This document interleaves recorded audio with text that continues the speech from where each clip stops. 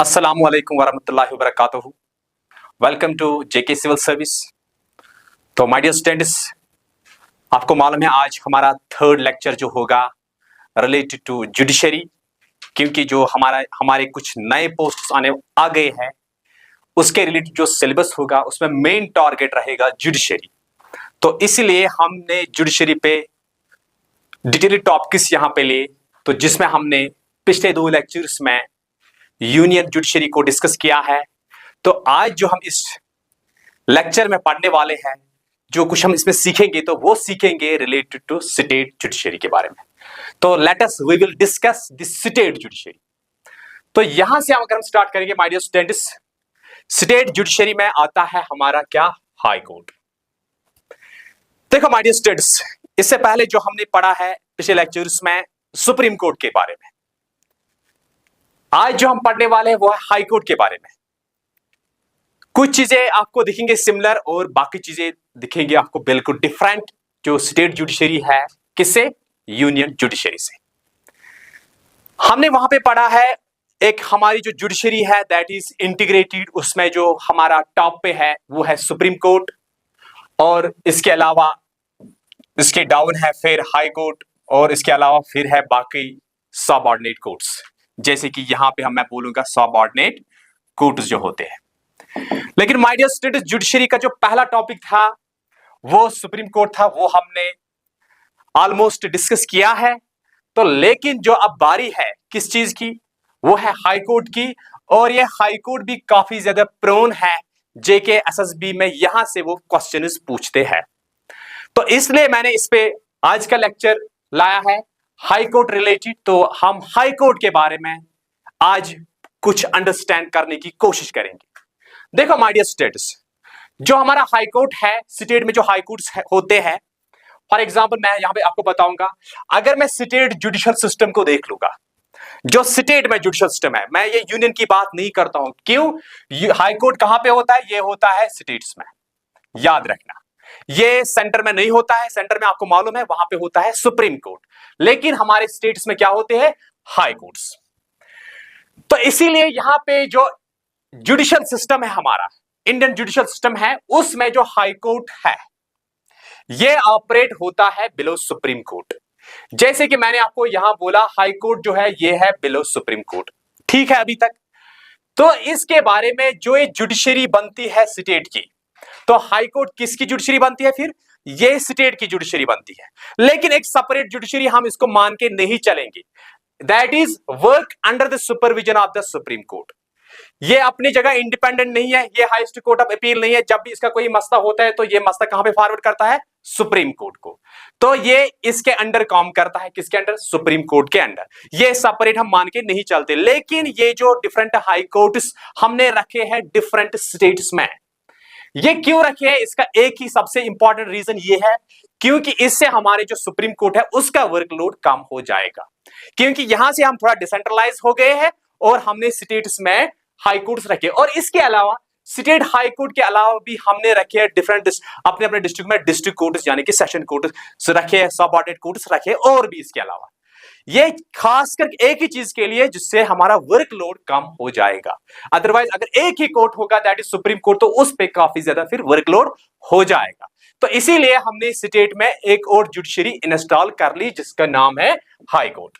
तो इसीलिए यहां पे मैं कहता हूं तो जुडिशरी इन स्टेट, जो जुडिशरी स्टेट में होती है उसमें कंसिस्ट क्या होती है, हाई कोर्ट।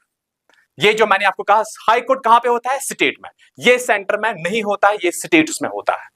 तो ये स्टेट्स में अगर मैं स्टेट की बात करूंगा, फॉर एग्जांपल ये एक स्टेट है, यहां पे है हाई कोर्ट, तो इसका मतलब है स्टेट में हाई कोर्ट टॉप पे है और इसके नीचे है सबऑर्डिनेट कोर्ट्स। याद रखना, सबऑर्डिनेट कोर्ट इसके नीचे होते हैं, जिसमें होते हैं डिस्ट्रिक्ट कोर्ट यानी कि सेशन कोर्ट जो होते हैं, ये किसके अंडर वर्क काम करती है, हाई कोर्ट के अंडर। तो इसीलिए मैंने यहां पे मेंशन किया है the judiciary in a state consists of high court. जो जुडिशरी स्टेट में होती है उसमें क्या होती है, टॉप पे कौन होती है, इसमें high court and hierarchy of subordinate courts. ये एक हायरार्की बन गई, टॉप बिलो बिलो। तो इसी तरीके से ये एक हायरार्की जो बन गई, जो मैंने आपको पहले लेक्चर में भी समझाया है, supreme court, high court, district court, subordinate court जो होते हैं। लेकिन यहां पे अगर मैं स्टेट की बात करूं तो स्टेट में टॉप पे कौन होता है, हाई कोर्ट। अगर मैं पूरे यूनियन की बात करूंगा, पूरे देश की बात करूंगा, पूरी कंट्री की बात करूंगा, पूरी स्टेट की बात करूंगा, तो वहां पे होता है हमारा सुप्रीम कोर्ट। लेकिन अगर मैंने अपनी स्टेट की बात की, जो स्टेट्स होते हैं, जो 28 स्टेट्स आज इंडिया में है, जो उनमें हाई कोर्ट्स है, उनको हम क्या कहते हैं, वहां पे उन स्टेट में हाई कोर्ट टॉप पे होता है, स्टेट्स में, ना कि पूरे कंट्री में। कंट्री में कौन होता है टॉप पे? That is supreme court. तो इसीलिए high court occupies the top position in the judicial administration of a state. My dear students, यहां पे फोकस रखना। यहां पे मैंने नहीं लिखा है नॉट कंट्री, याद रखना है not country, but in A state, एक स्टेट में होता है क्या? हाई कोर्ट जो ऑक्यूपाई करता है एक टॉप पोजीशन। कौन सी पोजीशन? एक टॉप पोजीशन ऑक्यूपाई करता है हाई कोर्ट ने। कहां पे? अपनी स्टेट में, ना कि कंट्री में। कंट्री में जो टॉप होता है वो होता है सुप्रीम कोर्ट। आई होप ये बात आपको समझ में आ गया। पूरे देश में टॉप पे होता है सुप्रीम कोर्ट, लेकिन एक स्टेट में जो टॉप होते हैं वो होता है हाई कोर्ट। ओके, तो इसीलिए मैंने यहां पे लिखा है, मेंशन किया है, high court occupies a top position in the judicial administration of a state, not country. याद रखना, कल जब एग्जाम में कोई क्वेश्चन आएगा तो उस टाइम कंफ्यूज मत हो जाना। तो इसीलिए मैंने यहां पे लिखा इन ए स्टेट और नॉट कंट्री।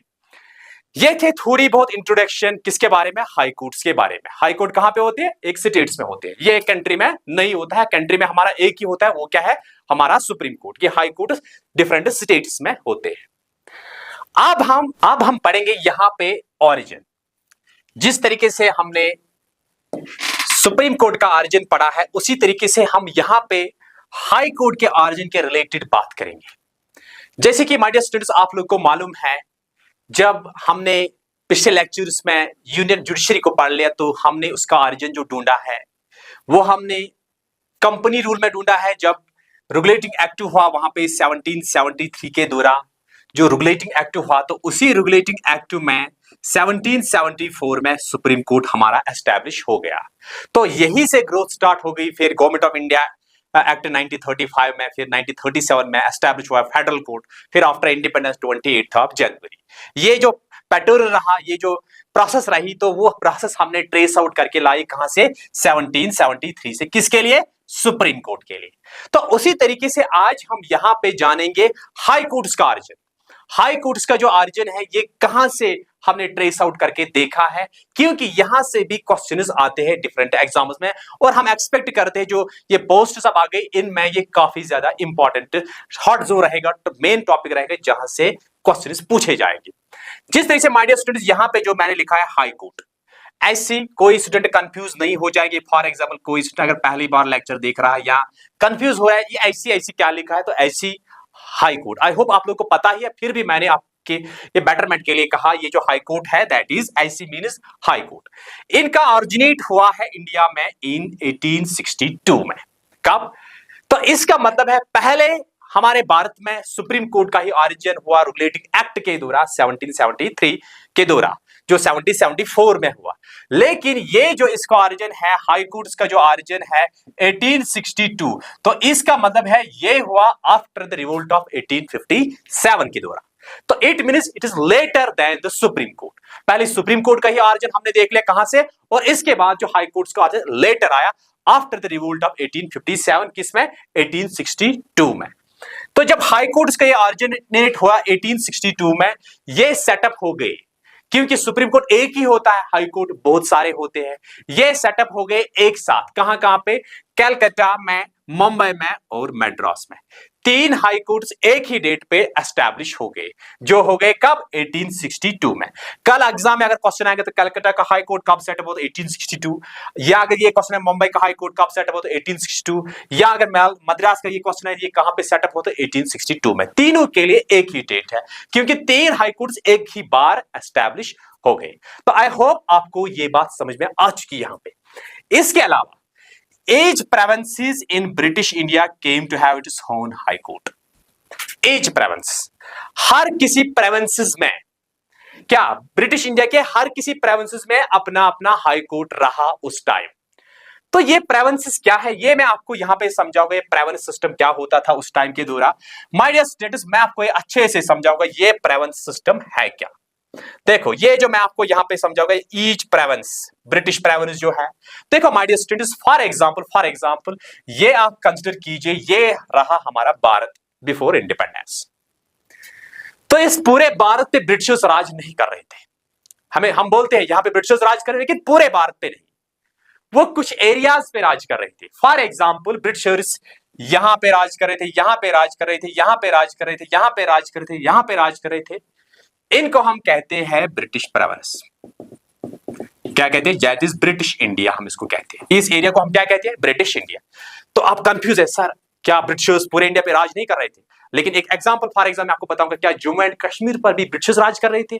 नहीं, यहाँ पे अपना राजा था, जो लास्ट राजा यहाँ पे किंग जो था महाराजा हरि सिंह, तो वो उस पे ब्रिटिशर्स राज नहीं कर रहे थे। इसी तरीके से इंडिया में बहुत सारी प्रिंसली स्टेट्स थी, जो आजाद स्टेट्स थी, जिन पे ब्रिटिशर्स राज नहीं कर रहे थे। For example these are princely states. जो ये मैंने स्क्वायर टाइप बनाई, ये है प्रिंसली स्टेट्स, और जो मैंने ये सर्कल टाइप बनाई, ये क्या है? ये है ब्रिटिश प्रोविंस। तो ये जो प्रिंसली स्टेट्स है, तो ये प्रिंसली स्टेट्स उस टाइम आजाद थे, इन पे ब्रिटिशर्स राज नहीं कर रहे थे। तो ये प्रिंसली उस टाइम कितने थे? ये थे टोटल 565, लेकिन जो बाद में इंडिया के साथ कितने जुड़ गए? इंडिया के साथ 552 जुड़ गए। बाकी 13 किसके साथ जुड़ गए? पाकिस्तान के साथ। तो ये जो ये प्रोविंसेस है, हर प्रोविंसेस में अपना अपना हाई कोर्ट रहा, लेकिन आज हमारे स्टेट्स में हर जगह हर स्टेट में अपना अपना हाई कोर्ट नहीं है।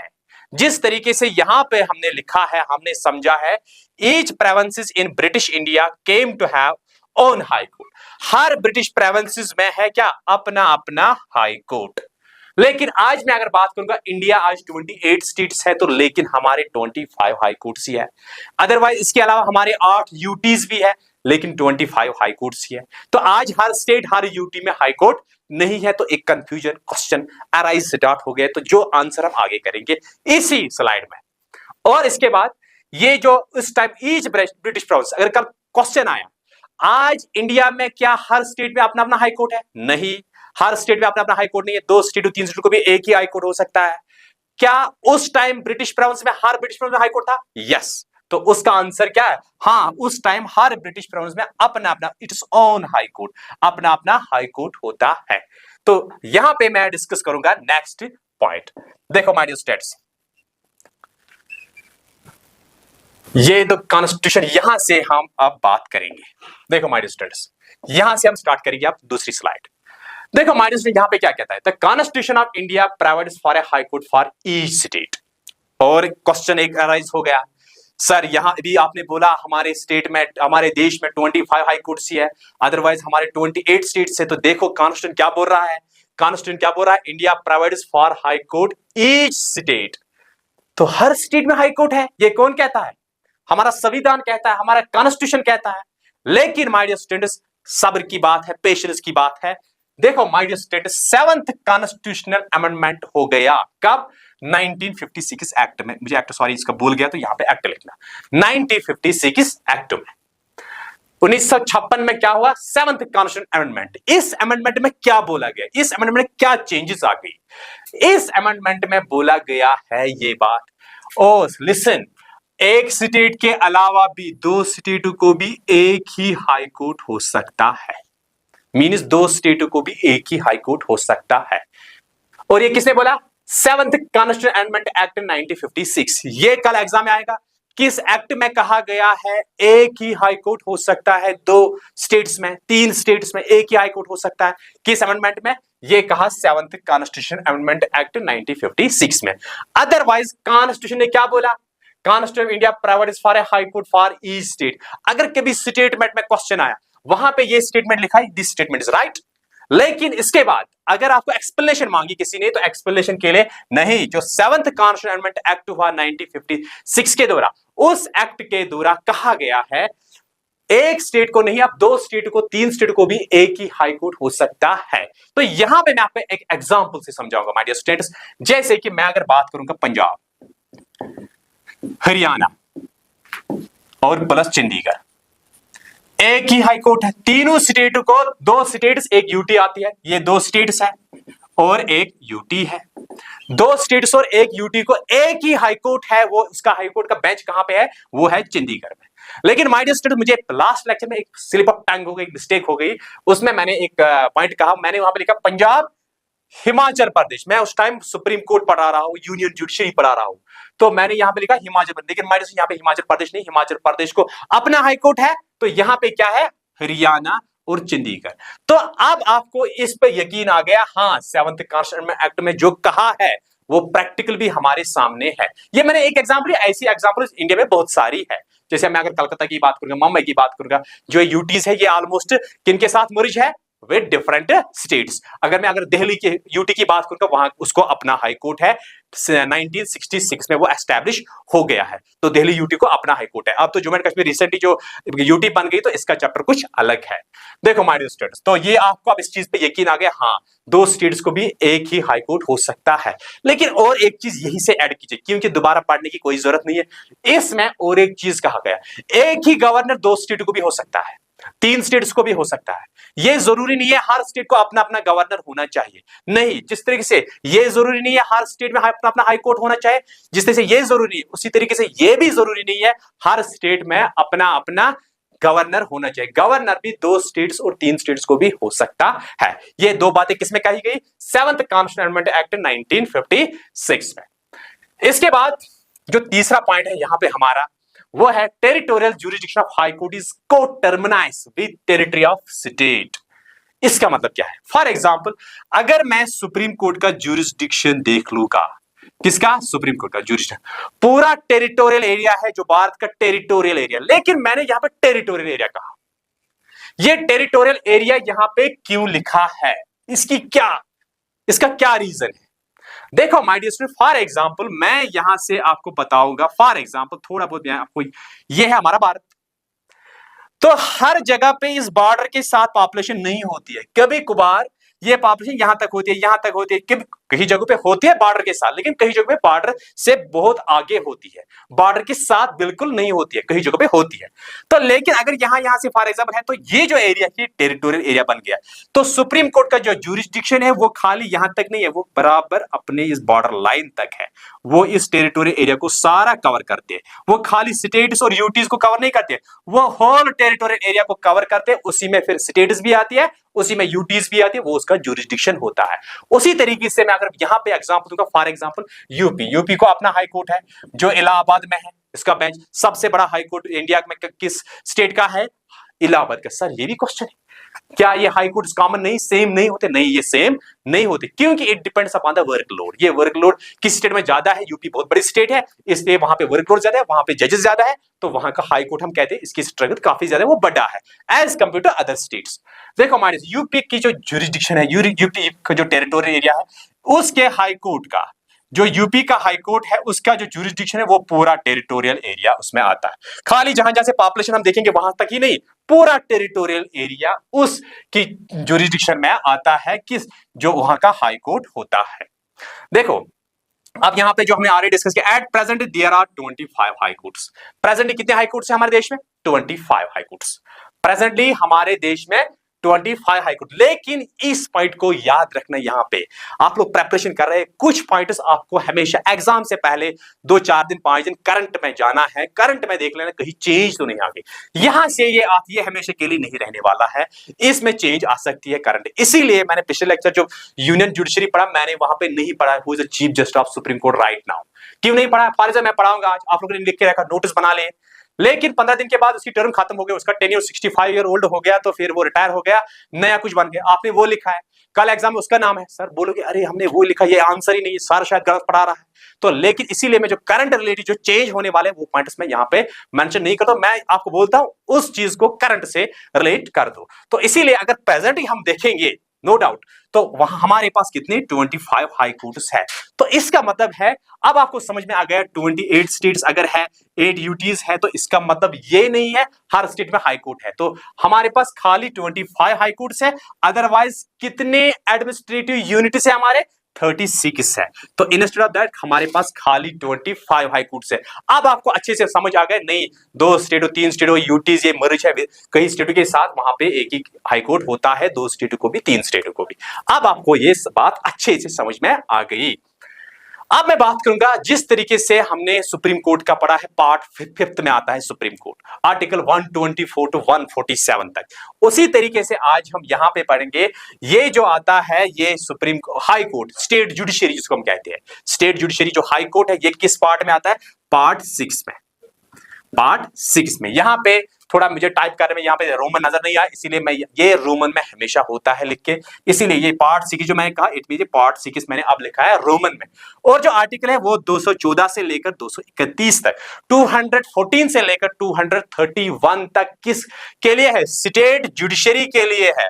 और किस पार्ट में? पार्ट 6 में। सुप्रीम कोर्ट पार्ट 5 में, लेकिन ये किस पार्ट में? पार्ट 6 में है ये।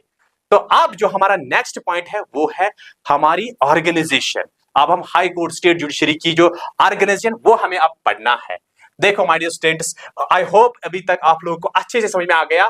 तो यहां पे हम ऑर्गेनाइजेशन के बारे में अब बात करने वाले हैं। ओके, लिसन नाउ, ऑर्गेनाइजेशन क्या कहती है? Every high court consist of a chief justice and such other जजेस। सच अदर जजेस, कोई फिक्स्ड नंबर नहीं है। जिस तरीके से हमने सुप्रीम कोर्ट में पढ़ा, पहले जब एस्टैब्लिश हुआ उस टाइम 7 जजेस प्लस 1 चीफ जस्ट, आज है 33 जजेस और 1 चीफ जस्ट। लेकिन यहां पे ऐसा कुछ नहीं है। यहां पे हम क्या पढ़ते हैं? Every high court consist of chief just. Okay, her state high court में अपना अपना चीफ जस्ट होता है। और सच अदर जजेस, कोई फिक्स्ड नंबर नहीं। क्यों?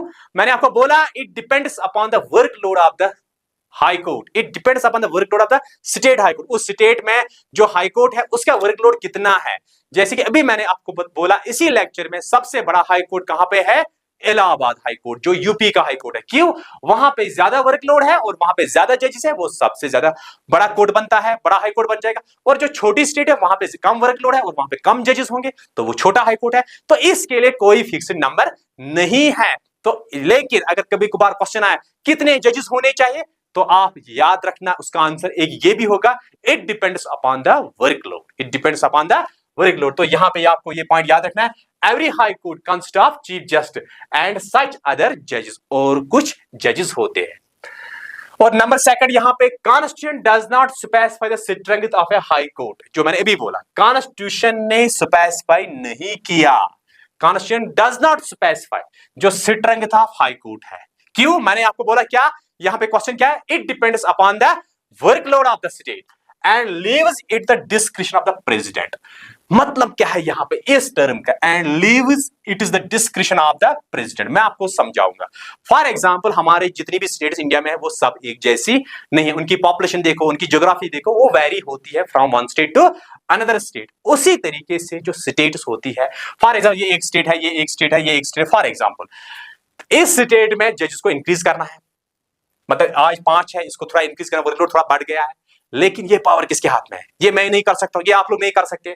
ये कर सकता है ये जो strength of high court, leaves, ये किस पे छोड़ा गया है? ये डिस्क्रिप्शन है किसका? प्रेसिडेंट का। क्या है? डिस्क्रिप्शन। डिस्क्रिप्शन मींस ये कौन कर सकता है? प्रेसिडेंट कर सकता है। लेकिन प्रेसिडेंट कर सकता है, इतनी ही इज नॉमिनल है। क्या है? लेकिन आप लोग को मैंने बोला ये प्रेसिडेंट के पीछे जो बैकअप में होते हैं, बैकफुट में होते हैं, वो क्या होते हैं? Council of ministers. बेसिकली जो प्रेसिडेंट की जबान होती है, अदरवाइज वर्ड्स किनके होते हैं? काउंसिल ऑफ मिनिस्टर्स की। लेकिन नाम किसका रहेगा? प्रेसिडेंट का। कल एग्जाम में आएगा किसके डिस्क्रिप्शन के हिसाब से? प्रेसिडेंट के डिस्क्रिप्शन के हिसाब से। अदरवाइज अभी तक मैंने जो पॉलिटी पढ़े, डिस्क्रिप्शन किसी जगह पे नजर नहीं आता है प्रेसिडेंट का। आता है जब कोलिशन गवर्नमेंट हो गई तो उस टाइम पीएम अपॉइंट कर सकता है प्रेसिडेंट, अनइवन कोई प्राइम मिनिस्टर मर गया तो उस टाइम डिस्कशन यूज कर सकता है प्रेसिडेंट। लेकिन असल में वो डिस्कशन नहीं है, लेकिन लिखने में आता है। उसी तरीके से यहां पर भी, and it leaves to the description of the president. ये किसके डिस्क्रिप्शन में होगा? प्रेसिडेंट डिसाइड करेगा क्या नंबर ऑफ जजेस इंक्रीज करने हैं या नहीं करने। लेकिन आप लोग को मालूम है प्रेसिडेंट के पीछे कौन होते हैं बैकफुट में? वो होते हैं council of ministers. Okay, now अब बात करेंगे अपॉइंटमेंट्स की। देखो माय डियर, आप लोग समझोगे सर हमने कल जजेस ऑफ सुप्रीम कोर्ट की अपॉइंटमेंट पढ़ी, लेकिन यहां पे थोड़ी अपॉइंटमेंट थोड़ा डिफरेंट है, कुछ डिफरेंसेस है। इसीलिए मैंने सोचा यहां से क्वेश्चन पूछ सकते हैं, क्योंकि अक्सर बंदा जो यूनियन जुडिशरी पढ़ के चला गया, स्टेट जुडिशरी नहीं पढ़ी, तो उसका क्वेश्चन आउट हो सकता है। लेकिन इसीलिए मैंने यहां पे अपॉइंटमेंट को लाया है। कुछ चीजें सिमिलर दिखेंगी आपको और कुछ चीजें सिमिलर नहीं है, वो बिल्कुल डिफरेंशिएट है। तो यहां से अगर हम पढ़ेंगे द जजेस ऑफ हाई कोर्ट, द जजेस of are appointed by president, वो सबको मालूम है। ठीक, अभी तक कोई मसला नहीं है, अभी तक सब सेम चल रहा है, ये पॉइंट सेम ही है। दूसरा, द चीफ जस्ट किसका? हाई कोर्ट का, ना कि सुप्रीम कोर्ट। यहां पे मैंने CGI नहीं लिखा, यहां पे लिखना CGIC, chief just of high court is appointed by president. ठीक, अभी तक ठीक है। After the consultation with chief just of India, ठीक है। लेकिन and governor of the state, यहां पे और एक चीज ऐड हो गया। क्या? And governor of the state concern, जिस स्टेट का हमें ये चीफ जस्टिस अपॉइंट करना है, उस टाइम प्रेसिडेंट उसको अपॉइंट करेगा। Chief justice of high court किसको अपॉइंट करेगा? प्रेसिडेंट, ये आपको मालूम है। कंसल्ट किसको करेगा? चीफ जस्टिस ऑफ इंडिया को। ठीक, chief justice of high court को अपॉइंट करना है, कौन अपॉइंट करेगा? प्रेसिडेंट अपॉइट करेगा। लेकिन प्रेसिडेंट जब अपॉइंट करेगा, आपको मालूम है प्रेसिडेंट किसको कंसल्ट करता है? Chief justice of supreme court को। ठीक किया, लेकिन इसके अलावा किसको करेगा? उस स्टेट के गवर्नर को करेगा, उस स्टेट के गवर्नर को करेगा। फॉर एग्जाम्पल, यहां पे उसने उस स्टेट के गवर्नर को भी क्या? कंसल्ट किया। लेकिन एक पॉइंट है, माय डियर स्टूडेंट, है थोड़ा डीप पॉइंट है, लेकिन मुझे लगता है एसएसबी लेवल से ऊपर ही है, लेकिन याद रखना।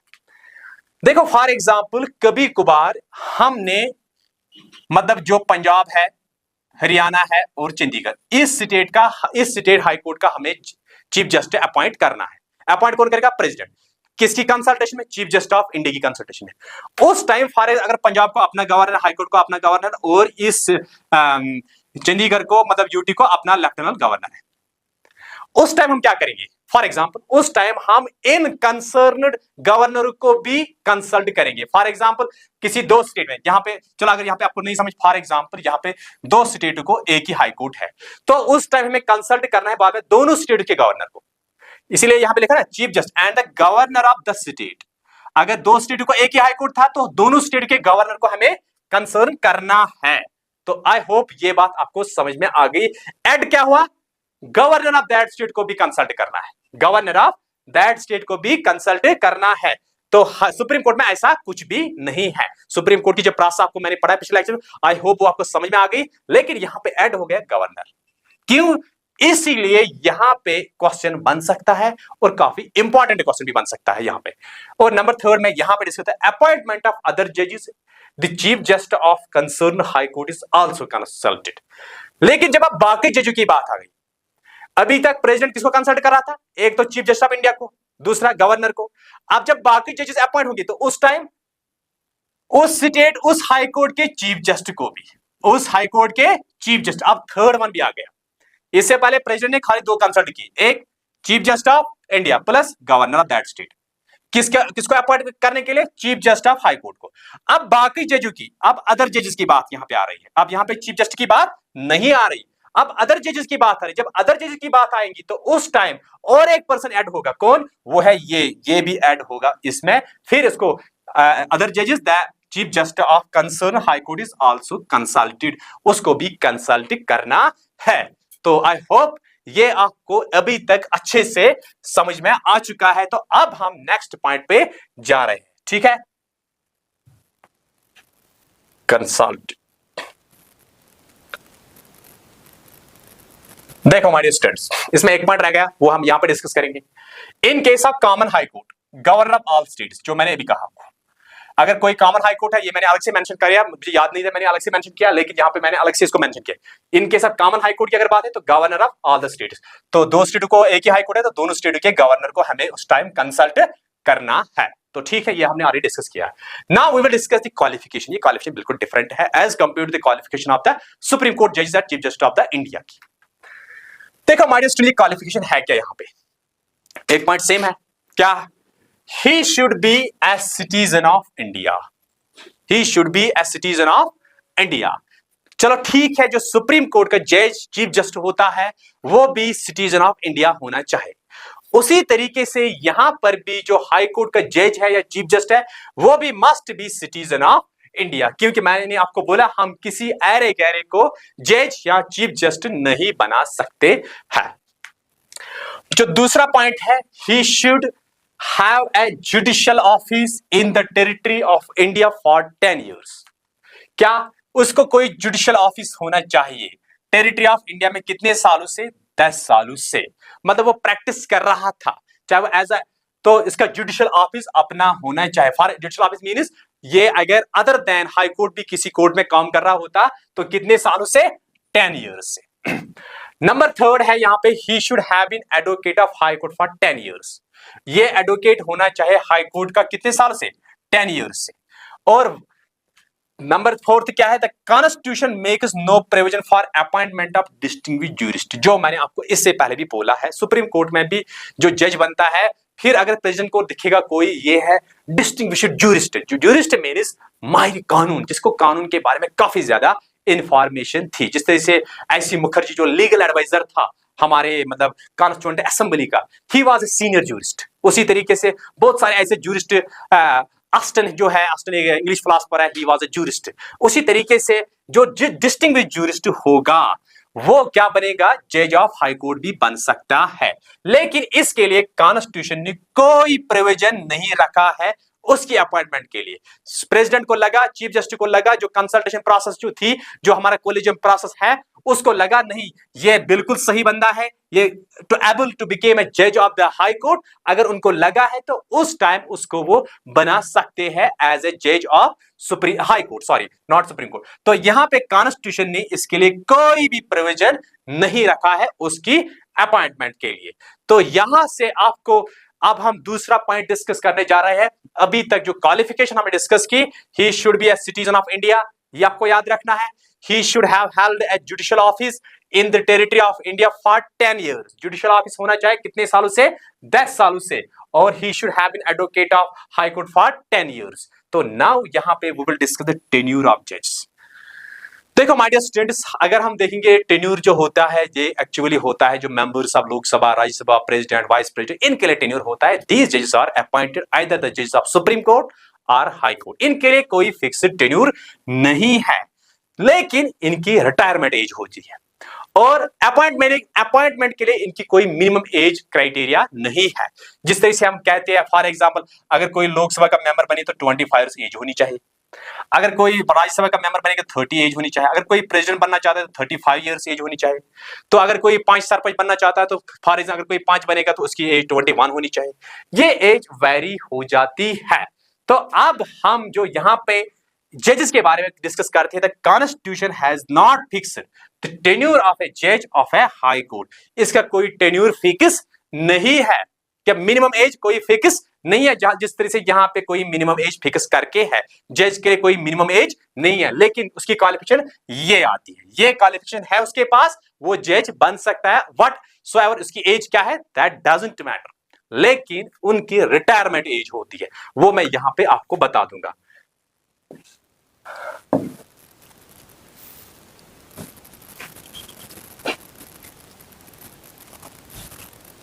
देखो यहां पे लिखा है he hold office until the age of 62 years. He hold office until the age of 62 years. तो जिन लोगों ने यूनियन जुडिशरी का जो टॉपिक अच्छे से पढ़ लिया, अच्छे से अंडरस्टैंड कर लिया, या ऑलरेडी पढ़ चुके हैं, वो उनको मालूम है जो सुप्रीम कोर्ट के जजेस होते हैं उनकी 65 होती है। लेकिन आज जिन लोगों को मालूम नहीं था, वो अब आज जानेंगे हाई कोर्ट की जजेस जो रिटायरमेंट एज होती है वो क्या होती है, 62। 3 साल किनसे कम? सुप्रीम कोर्ट के जजेस से कम, उनसे 3 साल कम होती है। लेकिन हाई कोर्ट की जजेस क्या रिटायरमेंट एज क्या होती है? 62 years. He can resign his office by writing to the president। शाबाश, नाइस पॉइंट यहां पे लिखा है। चाहे सुप्रीम कोर्ट के जजेस हैं, चाहे हाई कोर्ट के जजेस हैं, दोनों जजेस को अगर कभी कभार रिजाइन देना है तो वो रिजाइन दे सकते हैं by the writing to the office to the president. किसके सामने? प्रेसिडेंट के सामने। जिस तरह से अगर प्रेसिडेंट रिजाइन देगा वो किसके सामने देगा? देखो अब हम डिस्कस करेंगे क्या, दैट इज रिमूवल ऑफ जजेस। रिमूवल ऑफ जजेस काफी ज्यादा इंपॉर्टेंट है हमारे लिए।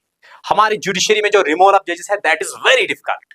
तो आज मैं आपको एक अच्छे से जो रिमूवल ऑफ जजेस करते हैं, कैसे करते हैं, मैं आपको इस लेक्चर में समझाऊंगा। ये जो रिमूवल ऑफ जजेस कैसे होती है, मैंने इससे पहले भी एक लेक्चर में पढ़ा, लेकिन मैं आज चाहता हूं मैं आपको डिटेल्ड अच्छे तरीके से समझाऊंगा ये रिमूवल ऑफ जजेस कैसे होती है। तो यहां से अगर क्वेश्चन आएगा तो वो क्वेश्चन काफी अच्छा होता है। तो उस क्वेश्चन को हम ये नहीं कहते ये क्वेश्चन इजी आया है, मॉडरेट आया, उस क्वेश्चन को हम कहते हैं ना ये डीप क्वेश्चन आया, काफी स्ट्रांग क्वेश्चन आया। तो यहां से हम पढ़ेंगे क्या, जो रिमूवल ऑफ जजेस है, रिमूवल ऑफ जजेस कैसे होती है। देखो my dear students, removal of जजेस, देखो my dear students, removal of जजेस का जो क्राइटेरिया हमें मिला, प्रोसीजर जो मिला, कब मिला, वो मिला जजेस एनक्वायरी एक्ट 1968। ये पॉइंट आप बिल्कुल जहन में रखना है। कब हमें मिला है जो रिमूव हम जजेस करते हैं उनका जो प्रोसीजर है वो हमें किस एनक्वायरी एक्ट में मिला? वो मिला 1968 एक्ट में, जिसको हम कहते हैं द जजेस एनक्वायरी एक्ट। उसी में हमें प्रोसीजर मिल गया हम कैसे जजेस को रिमूव करते हैं। लेकिन माय डियर स्टूडेंट, यहां पे एक अच्छी बात यह है आप लोगों के लिए, चाहे सुप्रीम कोर्ट के जजेस है चाहे हाई कोर्ट के जजेस है, दोनों कोर्ट्स के जजेस एक ही क्राइटेरिया से रिमूव हो जाते हैं by the process of impeachment. तो आप लोग के लिए आसानी है, जब आप ये रिमूवल पढ़ोगे तो ये रिमूवल दोनों जगह पे अप्लाई हो जाती है, चाहे सुप्रीम कोर्ट है चाहे हाई कोर्ट है। तो इसलिए एक ही पॉइंट, एक ही टॉपिक हमें दो टॉपिक के लिए आसानी बनाएगा। देखो माय डियर स्टूडेंट्स, जो ये जजेस इंक्वायरी एक्ट है 1968 में हुआ, तो फर्स्ट ऑफ ऑल हमें इसमें याद रखना है हम जज को कब रिमूव कर सकते हैं। देखो माय डियर स्टूडेंट्स, पहला पॉइंट जो अगर मैं बोलूंगा यहां पे, रिमूव कौन कर सकता है? रिमूव कर सकता है प्रेसिडेंट। शाबाश, इतना फिलहाल शॉर्टकट में याद रखना। रिमूव कौन कर सकता है? अगर इतना ही क्वेश्चन है, who remove the president, who remove the जज ऑफ द सुप्रीम कोर्ट, उसमें डिटेल आपको नहीं पूछा तो याद रखना क्या? प्रेसिडेंट। लेकिन उसके बाद अगर ये क्वेश्चन किस बात पे हम जजेस को रिमूव कर सकते हैं, चाहे चीफ जस्टिस है या जजेस है, दोनों, ये दोनों के लिए, chief justice of supreme court और जजेस of supreme court, chief justice of high court और जजेस ऑफ हाई कोर्ट, सबके लिए सेम ही प्रोसीजर है। देखो माय डियर, रिमूव हम कब कर सकते हैं? दो कंडीशंस पे। एक है मिसबिहेवियर, क्या है? मिसबिहेवियर। दूसरा है इनकैपेसिटी। क्या? इनकैपेसिटी। दो चीजें आपको याद रखना है, एक है मिसबिहेवियर और दूसरी इनकैपेसिटी। इन दो कंडीशंस पे, इन दो ग्राउंड्स पे जजेस रिमूव हो सकते हैं। खाली ये दो कंडीशंस, खाली ये दो ग्राउंड्स आपको याद रखने हैं। इसको हम ये कहते हैं ग्राउंड्स क्या होना चाहिए, एक है मिसबिहेवियर और दूसरा क्या है? इनकैपेसिटी। तो मिसबिहेवियर और इनकैपेसिटी के अलावा कुछ भी याद नहीं रखना आपको। क्यों? अगर आपने वायलेशन ऑफ कॉन्स्टिट्यूशन याद रखा वो इसका आंसर नहीं है, या और कुछ याद रखा उसका आंसर नहीं है। लेकिन इसका आंसर खाली दो चीजें, एक है मिसबिहेव पे हम जज को रिमूव कर सकते हैं और इनकैपेसिटी पे हम जज को रिमूव कर सकते हैं। लेकिन ये रिमूवल प्रोसेस ये ऐसा नहीं है। फॉर एग्जाम्पल, जो प्रेसिडेंट ऑफ इंडिया है, इसको दिखा, इसको लगा फलानी जज, फलानी चीफ जस्टिस, फलानी हाई कोर्ट के जज, फलानी हाई कोर्ट के चीफ जस्टिस ने कुछ मिसबिहेव किया इनकैपेसिटी में, तो इसको ये बोलेंगे आउट। नहीं, ऐसा नहीं, कुछ भी नहीं है। क्यों? आपको मालूम है ये जो जुडिशरी हमारी है, हमारे देश की जो जुडिशरी है ये है इंडिपेंडेंट। जो third organ of the government है हमारा, ये जो थर्ड ऑर्गन है हमारा इंडिपेंडेंट। ऐसे हम रिमूव नहीं कर सकते, क्योंकि फिर इनकी इंडिपेंडेंस रही किस चीज की। इसीलिए यहां पे जो इनकी रिमूवल ऑर्डर है, रिमूवल ऑफ जजेस, ये प्रोसेस काफी ज्यादा डिफिकल्ट है यहां पे। तो वो मैं आप लोगों को यहां पे ऐसे समझाऊंगा। एक ही बार याद रखना, पूरा कंसंट्रेशन रखना। हम आज ही इस रिमूवल प्रोसेस को याद रखेंगे और फॉरएवर के लिए हम इसको धन्यवाद करेंगे। देखो my dear students, first of all, अगर जो हमारा पार्लियामेंट है, देखो माय डियर स्टूडेंट्स, अभी तक आप लोगों ने ये याद रखा है, ये जो प्रोसेस भी मैंने बताया, कौन रिमूव कर सकता है, प्रोसीजर, मिसबिहेव, इनकैपेसिटी, आपको सबको याद है, ठीक है। अब मैं इसको मिटाऊंगा, अब मैं यहां पे आपको पूरा एक प्रोसीजर बता दे दूंगा। देखो माय डियर स्टूडेंट्स, ये है हमारा पार्लियामेंट, जिसको हम कहते हैं लेजिस्लेचर। ये है लोकसभा और ये है राज्यसभा, ठीक है। यहां ये तो मालूम है आपको। और हमारे लेजिस्लेचर में क्या क्या आता है? प्रेसिडेंट, लोकसभा और राज्यसभा, ये तीन चीजें। लेजिस्लेचर में क्या क्या? प्रेसिडेंट, लोकसभा और राज्यसभा। ये है मतलब प्रेसिडेंट जो राष्ट्रपति भवन में होता है, पार्ट ऑफ द पार्लियामेंट, और लोकसभा और राज्यसभा, ठीक।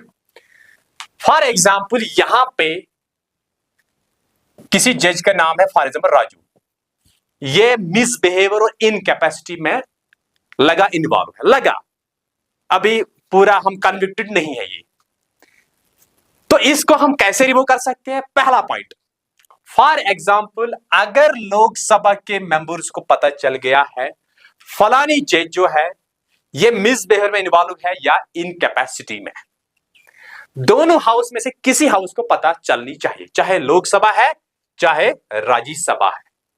फॉर एग्जाम्पल, अगर लोकसभा को मैसेज चली गई तो लोकसभा में अगर 100 मेंबर्स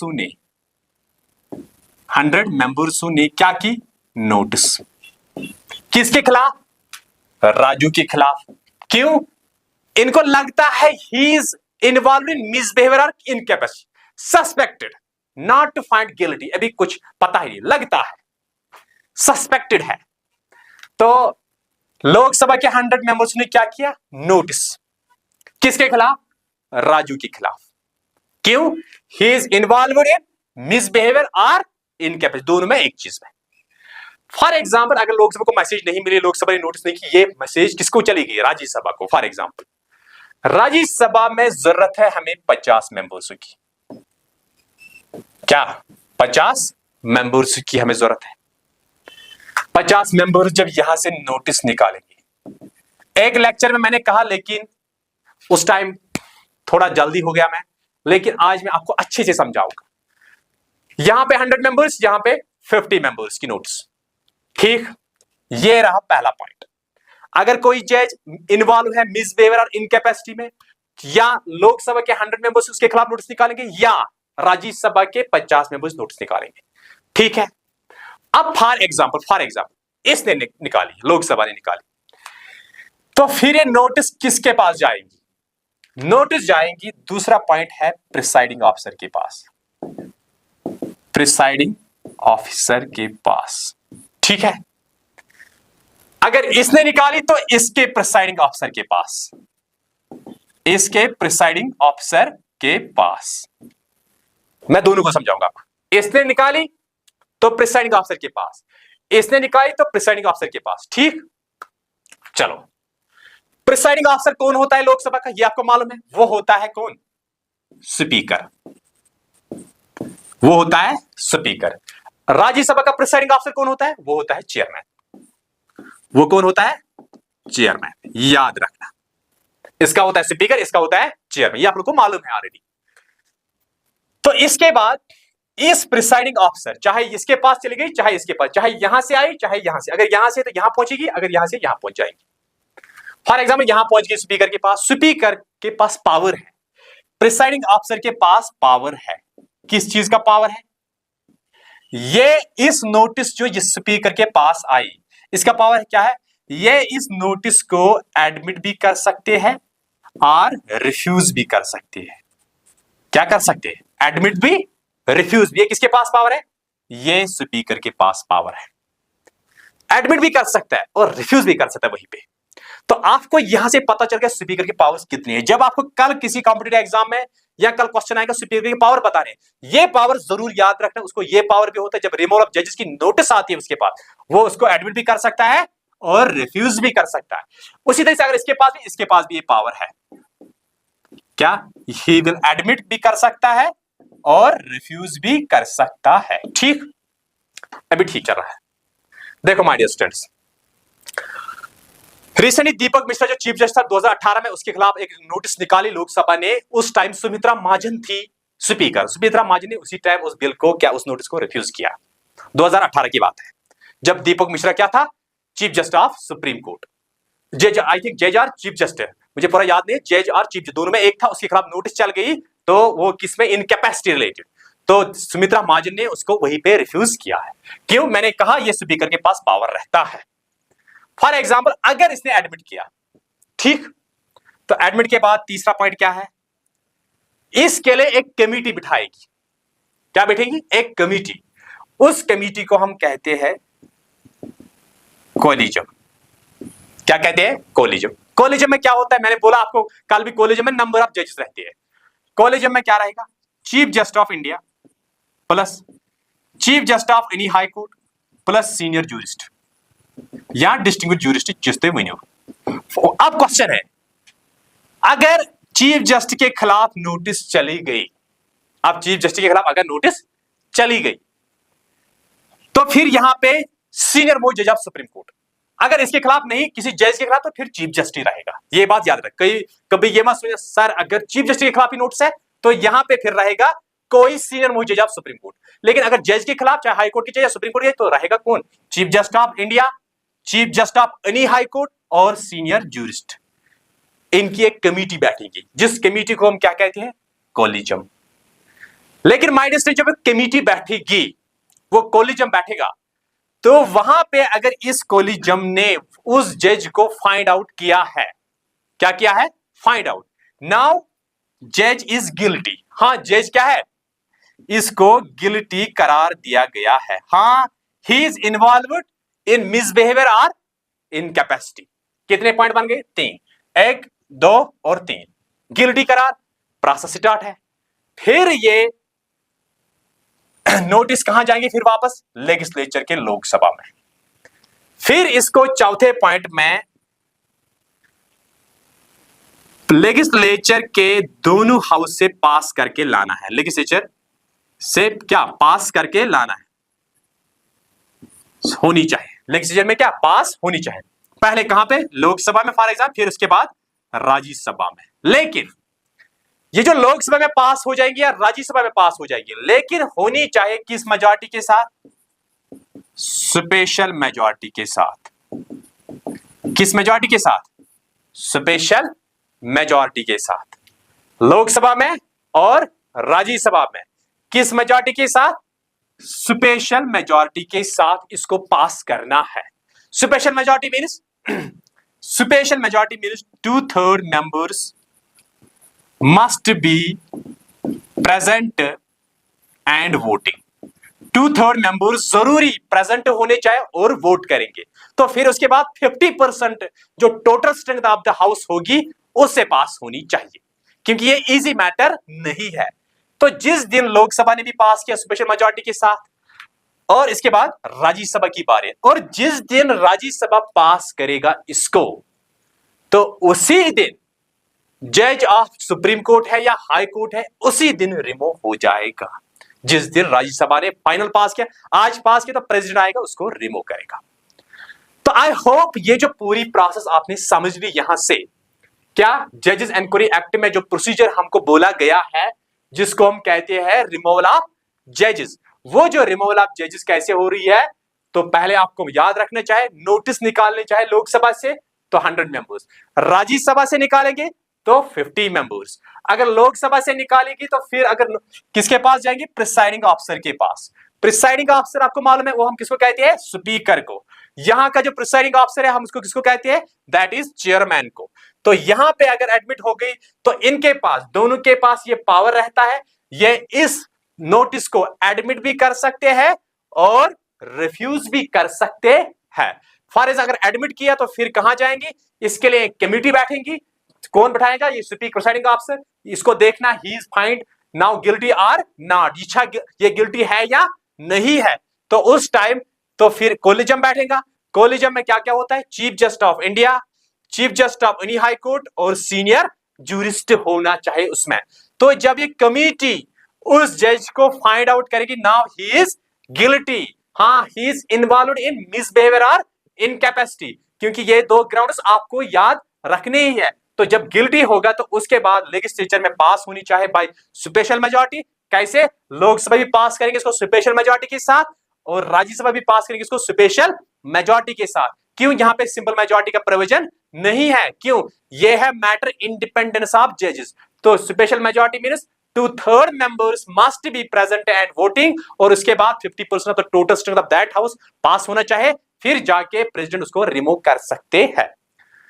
तो ये जो होल प्रोसेस हमने पढ़ी, इतनी बड़ी प्रोसेस हमने नहीं पढ़ी अभी तक, ये बहुत बड़ी प्रोसेस है। तो जो जजेस इंक्वायरी एक्ट के द्वारा कहा गया है जो प्रोसीजर, कैसे हम जजेस को क्या रिमूव कर सकते हैं, तो it is not easy, it is very difficult. Why it is difficult? ये डिफिकल्ट क्यों है? देखो माय डियर स्टूडेंट्स, ये इसलिए डिफिकल्ट है तो जजेस जो है दे आर इंडिपेंडेंट। हमारी जुडिशरी जो है ये है इंडिपेंडेंट। हम यहां पे एग्जीक्यूटिव इस पे वार नहीं कर सकता है, लेजिस्लेचर इसको चेंज नहीं कर सकती है, क्योंकि जुडिशरी को अपना एक स्टैंड है, अपनी एक इंडिपेंडेंस है। हम कहते हैं जो हमारी जुडिशरी है, हमारे पास कौन सी जुडिशरी है? That is independent judiciary. लेकिन यहां पे एक इंटरेस्टिंग बात यह है, अभी तक हिस्ट्री में right from the establishment of the supreme court, तब से लेकर आज तक अभी भी कोई भी एक भी जज रिमूव नहीं हुआ, कोई रिमूव नहीं हुआ अभी तक। लेकिन ये जज रिमूव होता है by the process of impeachment. लेकिन एक जज जो रामास्वामी है, उसके खिलाफ नोटिस जारी की गई, स्पीकर, डिप्टी स्पीकर, कोलिजियम सब पास होके चली गई, लेकिन वहां पे उस टाइम लोकसभा ने एब्सटेन किया है, लोकसभा ने इसको पास नहीं किया है, तो वहीं पे रुक गया। तो इसीलिए हम कहते हैं अभी तक हमारी इंडियन हिस्ट्री में एक भी जज रिमूव नहीं हुआ। That is very interesting. और इसके अलावा ये पॉइंट भी याद रखना, प्रेसिडेंट, वाइस प्रेसिडेंट कोई अभी तक यहां पे रिमूव नहीं हुआ। और खासकर जो जजेस के बारे में हमने यहां पे ये रिमूवल वाली बात की, that is very difficult, that is not easy, क्योंकि इससे एक इंडिपेंडेंस स्टैंड रहती है किसकी, जुडिशरी की। आई होप आपको ये पूरा लेक्चर समझ में आ गया। तो यहां से मैं आपको बताऊंगा, फॉर एग्जाम्पल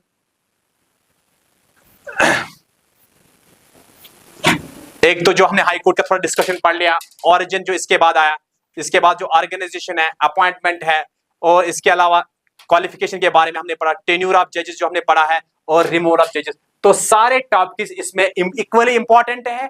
आई होप आपको समझ में आ चुका है। जहां पर भी कंफ्यूजन लगेगा कमेंट बॉक्स में बता देना। इंशाल्लाह मिलते हैं नेक्स्ट लेक्चर में। बाय।